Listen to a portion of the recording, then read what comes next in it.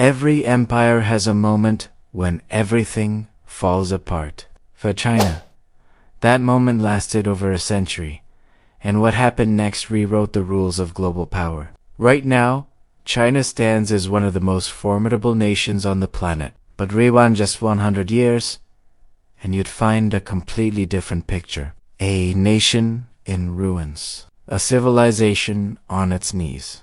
The same country that invented paper, gunpowder, and the compass was being sliced apart by foreign invaders like prey. So what went wrong? How does a superpower become a victim? And more importantly, how did China claw its way back from total devastation to become the economic giant that now challenges the West? This is that story. The fall, the fury, and the comeback that shook the world. In the early 1800s, China didn't just think it was powerful, it knew it. The Qing Dynasty ruled the largest, wealthiest, most populated empire the world had ever seen. Chinese silk was draped across European royalty. Chinese tea was the drink of choice in every major capital. The Forbidden City, a monument to wealth that made European castles look ordinary. But here's the problem. China was confident, too confident. While Europe was transforming, building steam engines, railroads, and modern weaponry, China clung to tradition. The Qing court believed the outside world had nothing valuable to offer.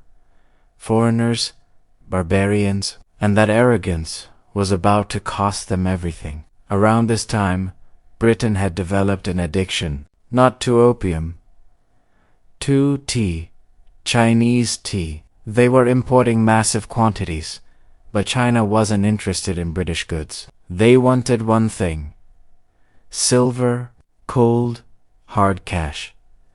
This created a financial nightmare for Britain.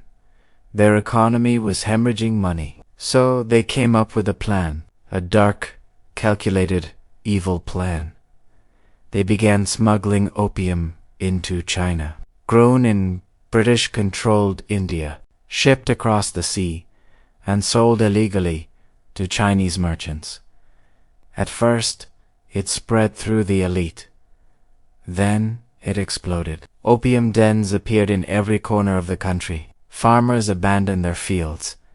Soldiers became too weak to serve. Entire communities crumbled. And while China rotted from within, British pockets filled with silver. The Qing government saw what was happening. In 1839, they sent a man named Lin Zexu to shut it down. Lin didn't negotiate. He seized over 1,000 tons of opium from British traders and destroyed it, dumped it straight into the ocean. Britain's response: war. The First Opium War began in 1839, and it was a massacre. China had numbers. Britain had technology, steamships, long-range cannons, rifles that reloaded in seconds. Chinese forces were still fighting with swords and outdated firearms. It wasn't even close. British warships sailed up Chinese rivers, bombarding cities at will. Traditional Chinese military tactics, honed over centuries, were useless. This was industrial warfare, and China was utterly unprepared. By 1842, China had lost. They were forced to sign the Treaty of Nanking. A disaster. China paid Britain 21 million ounces of silver, opened 5 major ports to foreign trade, and worst of all, handed over Hong Kong. Forever. But it didn't stop there. In 1856, the Second Opium War erupted. This time, Britain brought France. The excuse: a Chinese patrol stopped a ship that might have been flying a British flag. That's all it took. This war was even more vicious. British and French forces marched inland. In 1860, they reached Beijing, and they did something unthinkable. They burned the old summer palace to the ground. This wasn't just a building. It was one of the most magnificent structures on earth, filled with priceless art, ancient texts, treasures collected over dynasties. They looted everything. then set it ablaze. The palace burned for 3 days straight. China was forced to sign another treaty. More ports opened. Foreign diplomats allowed in Beijing. Opium trade legalized. And another massive payment. The Qing dynasty wasn't just defeated, it was humiliated on every level. Once Britain cracked China open, every major power wanted a piece. France took Vietnam. Russia seized vast territories in the north. Germany claimed land in Shandong. In Japan, freshly modernized, looked at China and saw weakness. China wasn't colonized outright like Africa or India. Instead, it was carved into spheres of influence. Foreign powers controlled the ports, the railways, the mines. They operated their own courts. Chinese law didn't apply to them. Chinese people became second-class citizens in their own land. Some areas even had signs that read, "No dogs or Chinese allowed." The Qing government tried to adapt. They launched the self-strengthening movement, attempting to adopt Western technology while preserving Chinese culture. They built shipyards, bought modern weapons, sent students abroad. But it was too late. Corruption ran deep. The court was fractured. Empress Dowager Cixi cared more about holding power than saving the nation. By 1900, the people had had enough. A group called the Boxers rose up. They believed they had mystical powers that made them immune to bullets. They attacked foreigners, Chinese Christians, anyone associated with the West. The Qing government, desperate and confused, backed them. Big mistake. 8 foreign nations formed an alliance. Britain, France, Germany, Russia, Japan, the United States, Italy, and us. They invaded, crushed the Boxers, occupied Beijing again, and forced China to pay 450 million taels of silver, more than the government's entire annual revenue. This wasn't just defeat, it was a breaking point. The Chinese people realized their government couldn't protect them. The Qing dynasty's legitimacy shot. In 1911, the Qing dynasty finally collapsed.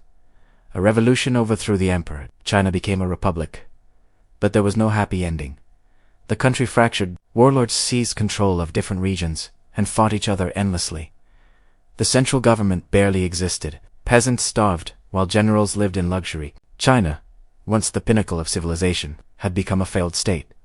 And then it got worse. In 1931, Japan invaded Manchuria.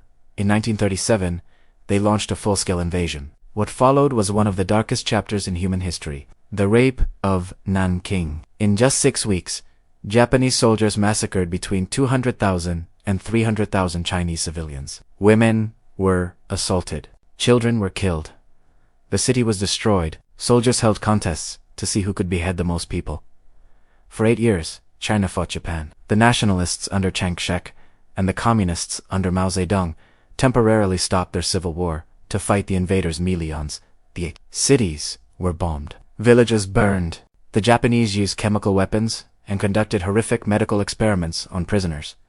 The Chinese people, broken and divided for so long, began to unite. A shared fury against the invaders forged a renewed sense of identity. The humiliation, the rage, the desire for justice built up like a volcano, ready to erupt. When World War II ended in 1945, Japan was defeated. But China's struggle wasn't over. The civil war between nationalists and communists resumed. By 1949, Mao and the Communist Party won. Chiang Kai-shek fled to Taiwan. On October 1st, 1949, Mao stood in Tiananmen Square and declared the founding of the People's Republic of China.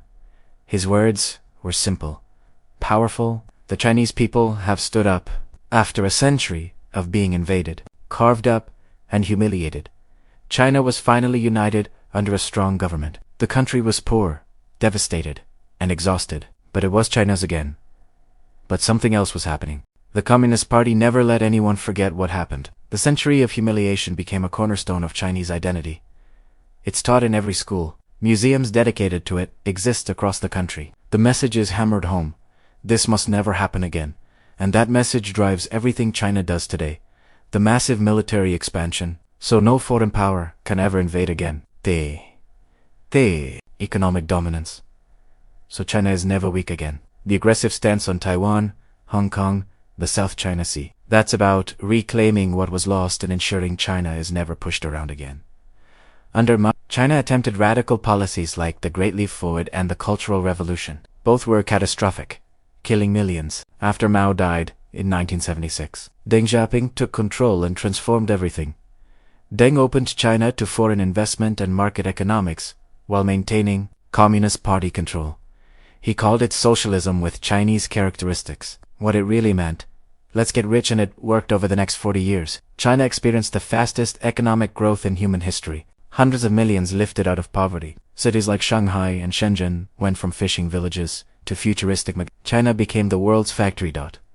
By 2010, China was the world's second largest economy. Today, it rivals the United States in economic power and surpasses it in manufacturing, trade, and infrastructure. Modern China is obsessed with proving it's back. They hosted the Olympics. They build the tallest skyscrapers. They send missions to space, land rovers on Mars, and fund massive infrastructure projects like the Belt and Road Initiative, spanning 3 continents.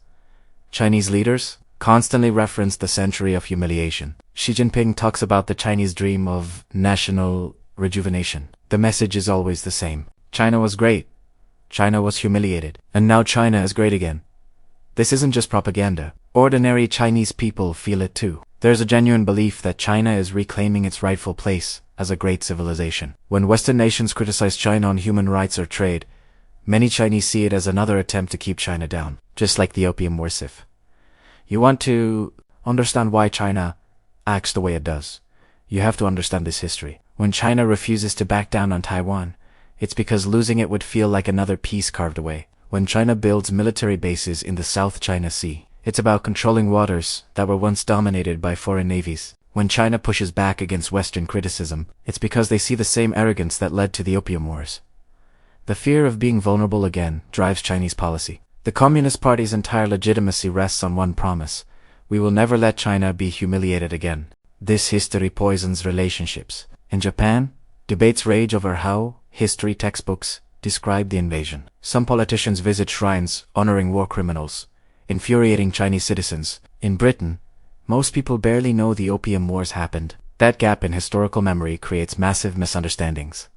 The truth is, China was genuinely wronged. The Opium Wars were evil. Britain poisoned millions to fix a trade deficit. The Japanese invasion was horrific. The carving up of China was unjust.